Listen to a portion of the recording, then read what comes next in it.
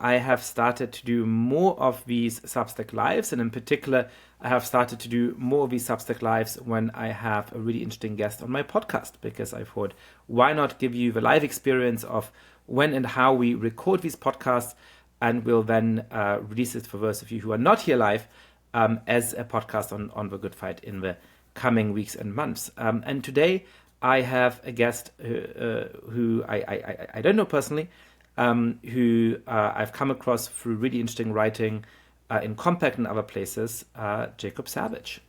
Jacob, welcome to the Substack Live. Thanks for having me, and this is my first Substack Live, and you guys can all see how awkwardly the sausage gets made, I guess. Excellent. Well, hopefully not too awkwardly, but we'll see. So Jacob is a writer and a ticket scalper in Los Angeles. And he has written a couple of super viral articles in Compact, and the second one of these was particularly viral, examining what's actually happened to a generation of people impacted by DEI practices over the last 10 or 15 years. And there's some really striking reporting that he's done, some really striking facts that we'll go through at the beginning of the podcast, and we'll talk a little bit about the broader political moment and the extent to which this is actually going to persist, or to which these practices are going to change, and how to think about them in the broader context of American politics. As I see more and more people joining, why don't we get the actual podcast started? So Leonora, our trusty producer, is going to hit record on the Riverside end. In fact, I see that she's already done that. I will welcome Jacob to the podcast, and then we'll get going. Jacob Savage, welcome to The Good Fight. Thanks for having me. This is a podcast I actually listen to. So. Oh, amazing! All right. Well, I'm honored. Listen, so I think it's really hard to know what to make of what Matt Iglesias a number of years ago called the Great Awokening. While we were living through it, it felt at times as though the foundations of American culture were changing in a pretty fundamental way. In a very rapid manner, we were, embracing institutional practices, language, norms that were just very, very different from what the country had looked like 15 or 20 years earlier. And, a lot of mainstream institutions just got on board with a whole set of ideas without examining them very deeply, and it felt as though there was a permanent change. There's something weird that's happened, I think, recently, where there was a vibe shift, and then Donald Trump was elected, and, not only are progressives much less ascendant in American politics than they seemed to be a few years ago, but, a lot of the people who had sort of paid lip service to these ideas now suddenly, have disowned them, or even claimed that they never believed any of those things. When there's like a political scandal where Zoran Mamdani, appoints somebody who had these like crazy things that they said on Twitter a few years ago, it just feels like that language is out of a different world, because it just sort of disappeared a little bit from the public, or at least from the more mainstream parts of it. So it would be tempting to say this is all a kind of slightly surreal dream. We've woken up, it's over, and there's no lingering effect. But I take it that you would disagree with that. You would say that at least there is a particular generation of young white men who has been deeply impacted, whose careers have been deeply impacted by some of those institutional practices, particularly in the more artistic professions and so on. Tell us about why you think that this really was actually a profound moment that had a transformative impact. I don't think it was limited to the Great Awakening, and I think you can kind of see the roots of the Great Awakening, going back to 2013, 2014. But I think there's a tendency for people to think that this was just sort of cultural overreach that had no material effects on anyone in any way. And I think what drove me in part to write the article is to say this wasn't like just a vibe shift one way and a vibe shift the other way, and people were annoyed over pronouns or the way that people talked about America. There were actual like material effects in the real world on actual people that these policies had. And I think that that has largely gone ignored by the institutions. That basically there was a real change in the ability of younger white men to ascend in various fields. And I don't think those fields are necessarily limited to, I wrote specifically about academia, media, and Hollywood. Those were some of the worst of it and some of the fields that documented most in depth what they were doing. But it wasn't sort of exclusive to those fields. And I think that beyond the vibe shift of it all, there really are material effects that need to be grappled with in some way. Like, diversity was billed as sort of a win-win, win-win-win, and there is a loser in it, and it was younger white men. Sort of, there's no way around that. So talk us a little bit through this. I mean, the way it's sold, as you were saying, is as a win-win. There's this cartoon which a number of people have written about very well, advocating equity. And what you see in the cartoon is sort of a baseball game going on in the background, and there's a very young child, I guess, very short child, and then a child that sort of is of medium height, and then an adult, but are trying to watch this baseball game over the fence, right? And there's equality and there's equity. There's two panels, right? In equality, there's boxes of the same height for everybody. And so the adult who could already see over the fence can now see over the fence even more. The two children can't see over the fence at all, right? And then there's this other world, the world of equity, the good world, where, there's the biggest box for the youngest child, and he's just able to see the game, and the medium box for the medium child, and they're able to see the game, and no box for the adult, because the adult already is seeing the game, so there's no need, right? But leave alone the fact that, you could make as an economist arguments that, perhaps actually the baseball team needs ticket revenue in order to sustain itself, and even this picture of equity is not as costless as it appears. Leave that to one side. You might say, well, actually, that sort of indicates a world in which we can just expand the pie, in which now everybody's able to see the baseball game, where previously they were not able to. But a lot of things are rival in the world, right? In order to get into college, because colleges really haven't expanded their enrollment very much for a very, very long time, it's either this kid or that kid. And so it's rival in a very different kind of way. And of course, the rhetoric of universities and a lot of these other institutions has always been, we're leaving this talent out there because we don't have the right recruitment pipelines, because there's been prejudice against them historically. And so, all that these diversity initiatives are doing is to find highly qualified candidates that previously we had overlooked, to make sure that the most meritorious actually are now able to access these institutions. What is wrong with that kind of famous cartoon of equity as a picture for what happened, or those claims that colleges and other people made that all they were doing is to go and find real talent that had previously been overlooked? Well, I would say, for one, that cartoon of equity, if you're sort of using it as a full analogy, is incredibly racist. It's saying that, the non-white man is incapable of seeing the field without an incredible amount of help. And I think that that's infantilizing and wrong. We don't live in the segregated South as a country anymore. This is not the situation that it is. So I think just fundamentally that cartoon sort of implies that anyone who isn't, say, a white man is so beleaguered and belabored and can't possibly see the field if they don't have all these extra steps. And I just don't think that that's the world that, the actually existing world that we grew up in. As far as, sorry, what was the second part of your question?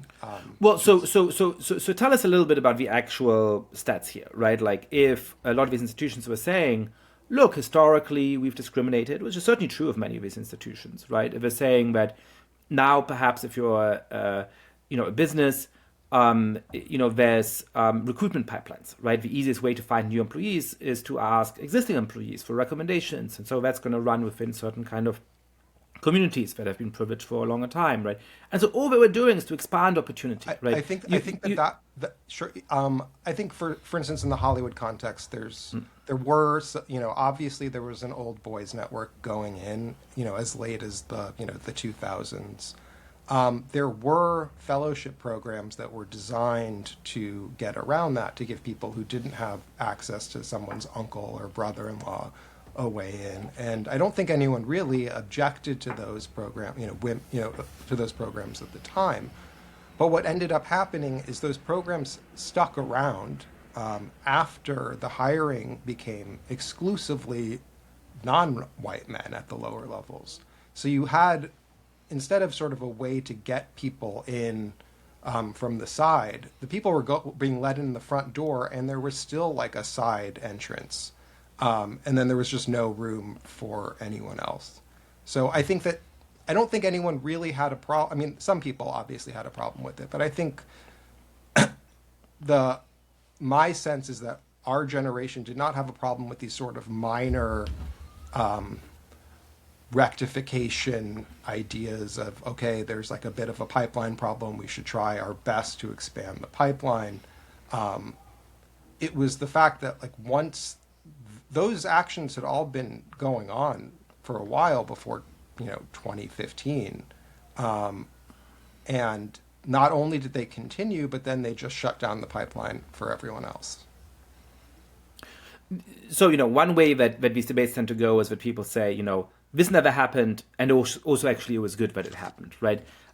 Address the this never happened piece. I mean, when you're saying that a lot of these younger white men just weren't being hired at all. In your compact article, you really go through these numbers in pretty impressive detail. This is, I think, from an earlier article, but one of the really striking facts is that I believe that there's not a single white man who's published fiction in the New Yorker who was born after perhaps 1984. It was 1984, and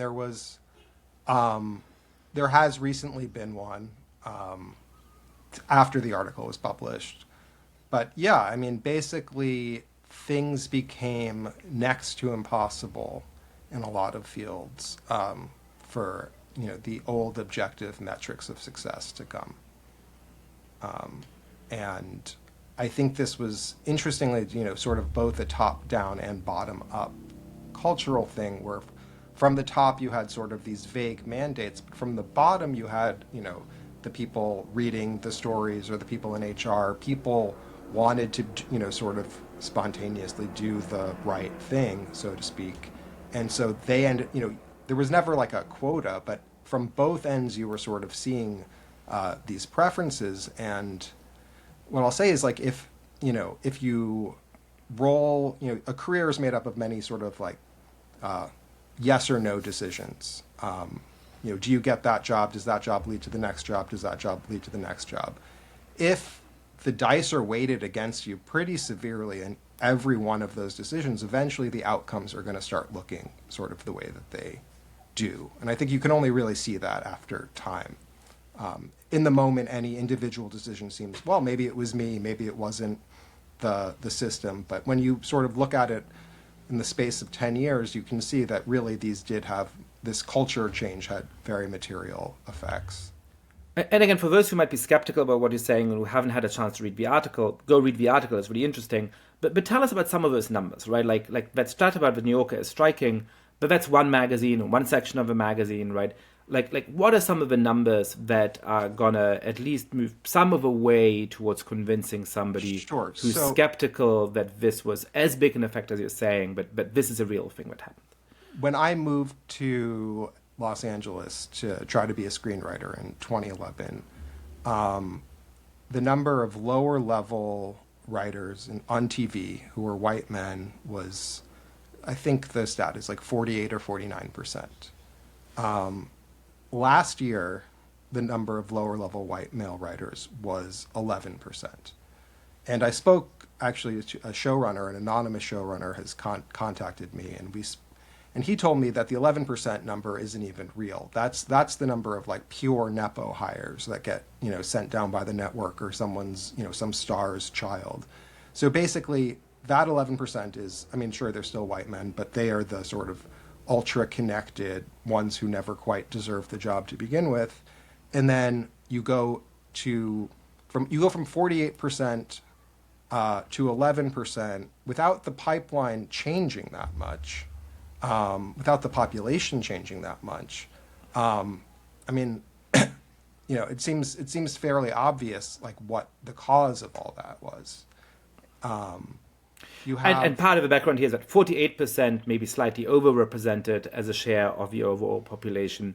Obviously, there's other background factors about who gets the kind of education that probably makes you better at screenwriting, etc. But when you look at purely demographic terms, 48% of men is overrepresented, but 11% of men is definitely underrepresented relative to what share white men make of those age cohorts in the United States. Right. It's the age cohort is probably around 30%. So you're going from basically 1.5% overrepresentation, which I would partially argue is a question of what the pipeline was at the time, to a third underrepresented. I think women of color are now 36% of lower level staff writers.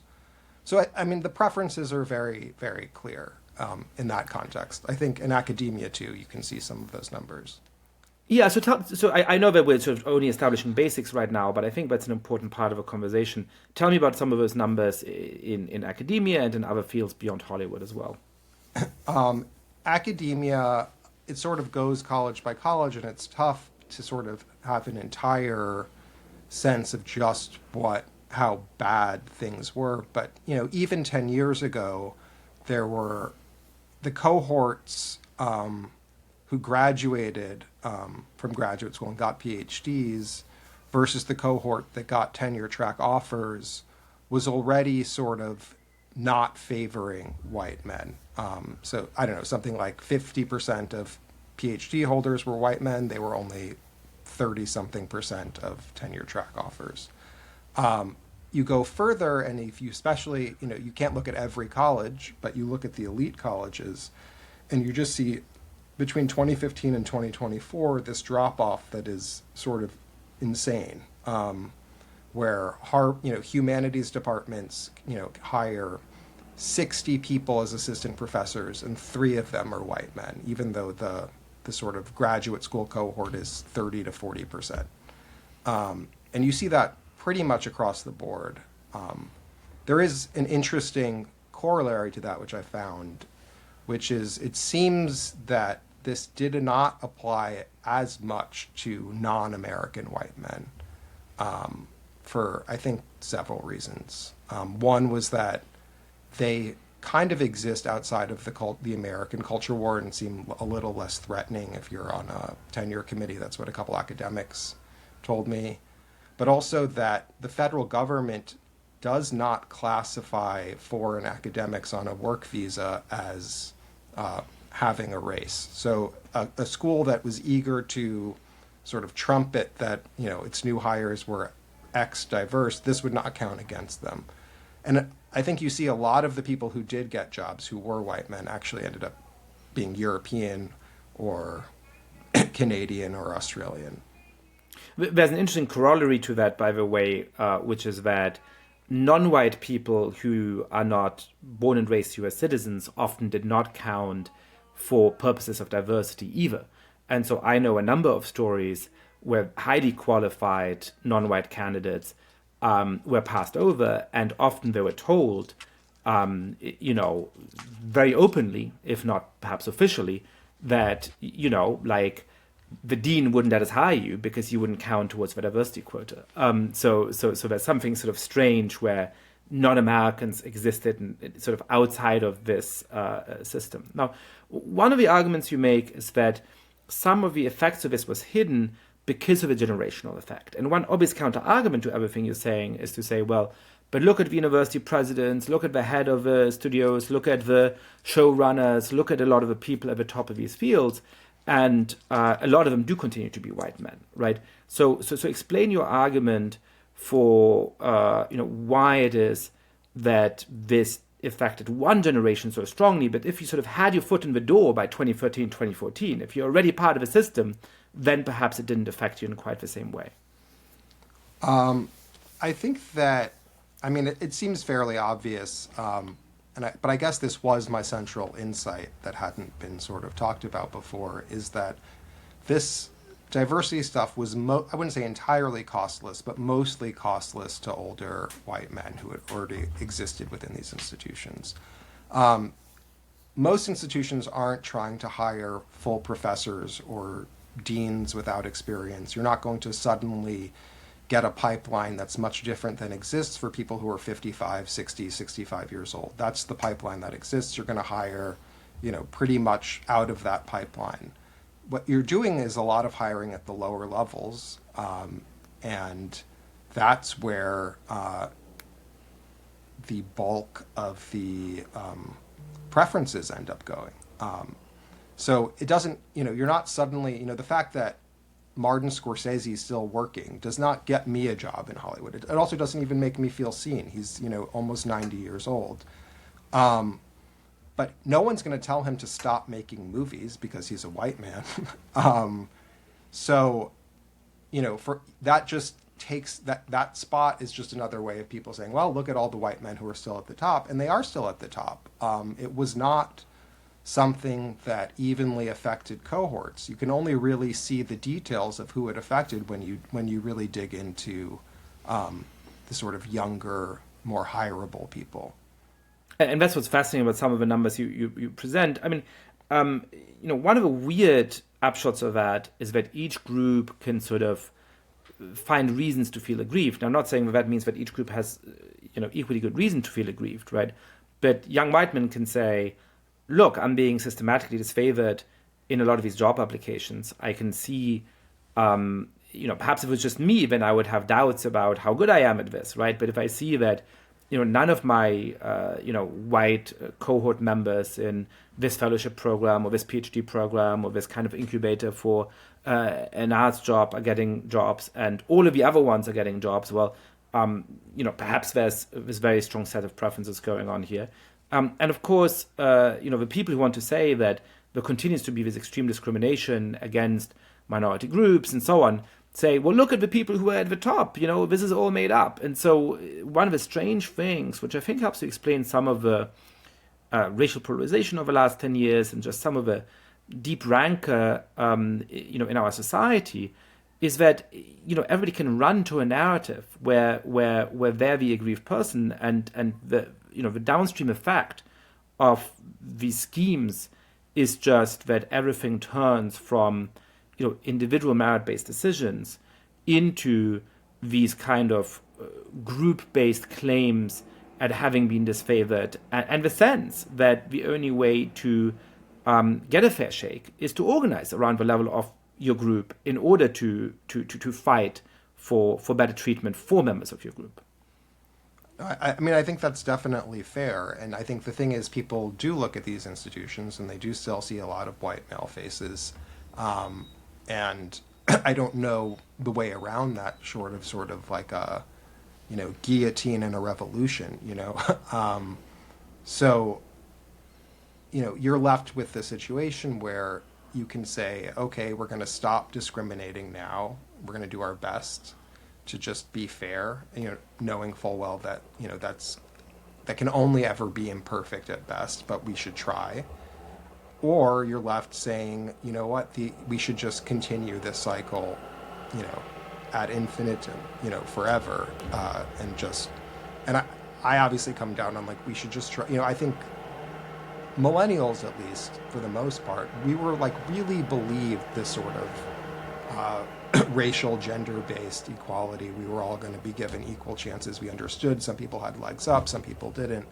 But overall, I think we really believed it in a way that I'm not sure previous generations did. And I think what the DEI stuff did was disabuse us of that in a way that has been ultimately pretty poisonous for our politics. What do you think has happened to the people who are impacted by that? I assume that obviously there's going to be a huge range of responses depending on personality, on political predilection, perhaps on other, factors in people's lives. But you could imagine this going all the way from sort of denial and the sense that you have to keep being a good ally and up to the kind of if I need to be sacrificed for the sake of a broader good, then so be it. Two people who presumably have turned pretty strongly to the right because they feel that, hey, I was up for creating equal opportunities, I was up for giving up any unearned advantages, but if this is turning into outright discrimination against me, and I actually just don't stand a fair chance anymore, I'm going to grab onto anybody who promises to give me a fair shake. How do you think this has influenced the kind of politics of a younger generation?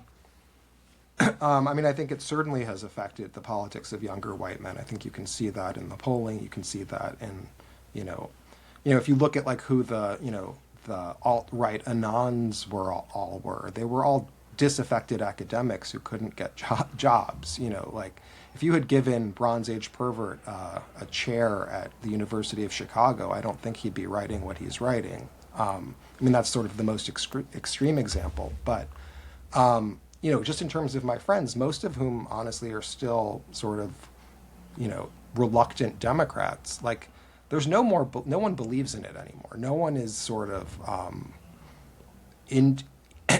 I don't know any white men my age who are into politics in the way that maybe we were 10 or 20 years ago. There's no idealism left in it. There's, okay, maybe I will reluctantly vote for this party that promises to disadvantage me, or I'll reluctantly vote for the other guy who won't.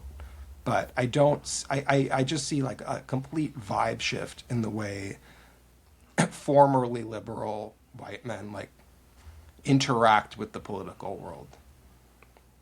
Yeah, and what's interesting, by the way, is that that vibe shift really is broader in the younger generation, and I think it's obviously particularly strong for a particular reason among white men. A lot of white men you're talking about are probably in the 30s or early 40s, for people who were hopeful to break into those professions and now perhaps have recognized that they're unlikely to, and are figuring out how to deal with that disappointment and with the resentment that also might come with that. I teach a lot of younger students, and we're a very, very diverse bunch. And I'm finding in the classroom that, this sort of, we used to have this term, but it's fallen out of use and out of favor. And part of it is that it sort of started to sound a little bit like you're an angry uncle sort of shouting at Thanksgiving table. But part of it is that I think the actual underlying phenomenon has gone away. And that's the social justice warrior, right? I think there was a moment when there was a cohort of young people who thought themselves as warriors in the cause of social justice, right? This was their cause. They were revolutionaries of sorts. They wanted to impose this on society. You always felt, when you were teaching, there was a couple of students at least, many students were lovely, but there was a couple of students who were there as social justice warriors. And we're going to say something that broke the ethos of that. They were going to try and make life difficult for you, right? And I'm just struck by the extent to which I feel that has evaporated over the last few years, to which for a lot of young students I see now, a lot of these ideas are like what the elementary school teachers taught them, and what the middle school teachers taught them, and what the high school teachers taught them, and what they kind of knew they were supposed to parrot a little bit on the college application. But it's not the thing that they own, and they have a kind of, cynicism about it, the way that students tend to have cynicism about the thing they're taught, which doesn't mean, by the way, that they don't believe it, right? It doesn't mean that they have like a fundamental systemic critique of it. Some of them do, but many of them don't. But it just feels like, yeah, these are the talking points, this is the stuff we're supposed to say, and it's sort of gone away more broadly. So do you think that's sort of like a larger cultural shift? I mean, I guess like the downstream effect of the much cited vibe shift, or does it have a different, timbre for the white men in the 30s and 40s that you're mostly writing about in this article, and the sort of broader generation of young people who just don't share the fervor of a great awakening anymore? I would say that I can't speak to what sort of Gen Z or younger really think. I don't interact with them that much. But I think there still are, among millennials, plenty of true believers in this stuff. And I think that, there's still people who every time, it's like, white man bad kind of stuff. I remember just being at a party in Los Angeles, it was shortly after the fires, And I was talking with like a couple of gay men about how terrible Karen Bass had been, and this like white woman our age just started shouting at us that like, how dare we attack the black woman. And it did feel like she was fighting this sort of insane rearguard action from 2020, but it's still there. It's still ambiently in the atmosphere. I think. I don't think it's over.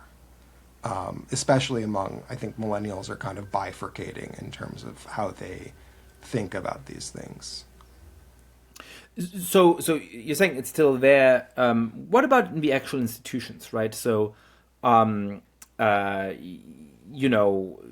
some woman shouting at the party is still a true believer. Institutions both are slow to change. I mean, once something has become a kind of ingrained set of practices, and there's particular vehicles for this, particular fellowship programs that either implicitly or quite explicitly are reserved for particular groups, and so on and so forth. But as we've seen over the last 10 years, when the winds shift, American elites are also pretty fast in changing their sail. I was struck by the fact that I just happened to glance a few weeks ago at the New York Times' list of best books of 2025. And, eyeballing it, like 4 or 5 of the 10 books were written by white men. I'm pretty sure, I haven't done the exercise, you probably have, Jacob, or perhaps you have. I'm pretty sure you can go through the last, 10 years of lists of the New York Times, and you wouldn't have that higher share of white men as you did now. I don't think that it's a coincidence that was after the victory of Donald Trump. Even though the New York Times is not like Donald Trump, I bet that nobody involved in this decision has any particular liking of Donald Trump. And yet, his election somehow changed, quite plausibly, I think, who was on that list. It made it possible to put people on that list that previously perhaps people would have said, well, we can have 1 or 2, but 4 seems a little bit much. Why don't we drop a couple of those things? Is that an indication of change, or do you think that change is not really happening? I think there is some vibe shifty change. And for instance, the showrunner I spoke to basically said Hollywood is more or less pretending the last 10 years didn't happen. The policy now is sort of back to 2012 rules, which is, hire who you want, don't make it an all-white male room and embarrass us, but other than that, fine, whatever you want. I think in media, a friend who has a friend at the New York Times told me that the sense is that they went too hard on the wokeness stuff and are dialing it back and are, ready to hire, say, white men again, that it's not, they're not obsessed with their diversity statistics. I think that, they will soon return to some form of more meritocratic hiring. And I think media also has been self-correcting in a way because, a lot of people who haven't gotten jobs have started their own things and are able to move on and create new things. The one sort of holdout that I think will be very difficult to dislodge, and that I still I'm getting sent job ads all the time for academia. I think academia might completely be lost. There are still job ads in 2026. Someone sent me an ad from Mount Holyoke that was basically, 3 paragraphs, all to say white men need not apply, and using all of the traditional, we want diverse candidates who have experience teaching diversity. Ideally, you'll have, you're teaching literature, you'll have experience with Latinx literature or women's literature, just a bunch of ways. They're hiring an adjunct professor to teach creative writing, but they clearly do not want it to be a white man and are advertising it. And I think I think academia is full of, at this point, given the people who did get tenure over the last 10 years, is full of true believers. And I think it will be very difficult to sort of reinstall some sort of normal pipeline there. The other industries, I think, are slowly going to try to pretend nothing happened while inching back towards normalcy.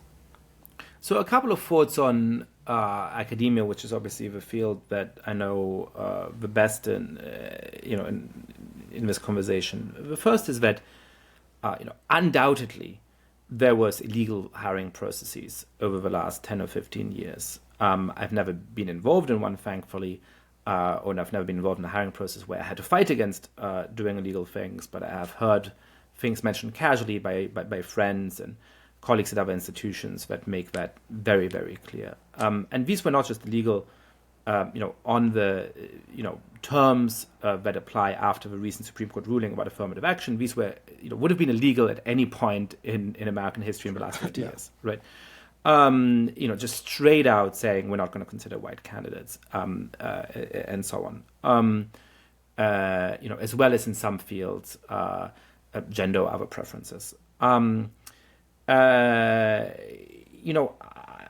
I guess I would argue that in academia, it really depends what institutions you're looking at and what fields you're looking at. A humanities department in a liberal arts college, and this is implicitly what you were talking about, right? Creative writing at Mount Holyoke. I'm very willing to believe that you're right, both about the fact that this is continuing to be ongoing and that the people who are in those positions are such true believers that it's going to be very, very hard to course correct. I guess my hunch would be that, in a lot of the hard sciences, people went along to get along, and certainly there was also probably illegal hiring processes. But the moment that the imperative went away, a lot of people thank God, now we can go back to hiring, the most competent engineer. In the social sciences, which I know the best, there's a few true believers, but I think the disciplinary standards, especially at the research universities, have actually held.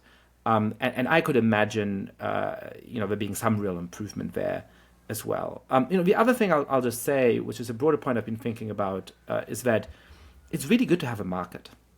This is an obvious thing, but, one of the problems with, say, an academic journal, when there's really strong ideological pressure, is there's no end customer that can force a course correction, right? It's all one community, right? Your tenure depends on being able to publish in these journals.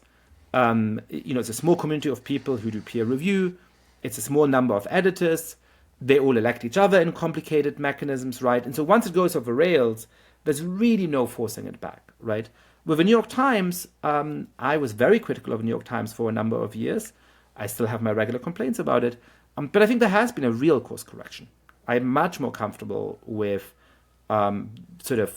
trusting the New York Times to convey, at least on most things, a basically factually correct view of the world and a little bit of a variety of opinion about how to think about the world today than 3 or 4 years ago. I mean, not that everything's perfect today, but it's a difference of night and day.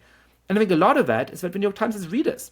And every time that they open an article up for comment, the predominant view of the commentators of the New York Times kind of center-left liberal. They hate Trump, but they also hate the woke stuff. And you see that in a lot of things, right? And I think they started to realize that when they went too far on the woke stuff, they were losing customers, they were losing subscribers, people tuned out. And so there's just like a course correction mechanism in an industry like media that is absent in some other fields, which I think are going to sort of be impacted by this for longer. I think that's fair. I think academia also has become a monoculture, obviously, in other ways in a lot of fields. And until that breaks, I'm not sure that sort of any of the rest of it can, So academia has a lot of very tough problems, I think, ahead for it. And I think one of the things that I was thinking about is, obviously migration is a big issue. I couldn't, until there's like an academic class taught at Harvard, Yale, Princeton about the pros and cons of immigration that treats, say, Christopher Caldwell with respect as something to be grappled with. I don't think academia or the soft sciences will be past whatever they, are right now. That makes sense. Yeah, I mean, I guess so. I mean, I haven't taught that class, but I've taught a class on populism in which I certainly assign readings that both argue against current immigration regimes and forms of immigration, and that, for example, make the argument that the gap of cultural representation between popular views and what political elites want is one of the big reasons for why those won. And I've been struck by the fact, I mean, certainly that none of my colleagues have sort of made trouble for me for that, but that, some students agree, many students disagree, but that it didn't feel like, like I'm going out on a limb here teaching this. They respectfully engaged it, and I teach a variety of texts and a variety of opinions in the classroom, and I always hope that some people are going to agree with the text and some people are going to disagree with the text, and this is true of this text as much as of any other text. No, I mean, that's great. Hopefully things keep looking up there. Jacob, thank you so much for coming on the podcast. Great. Thanks for having me.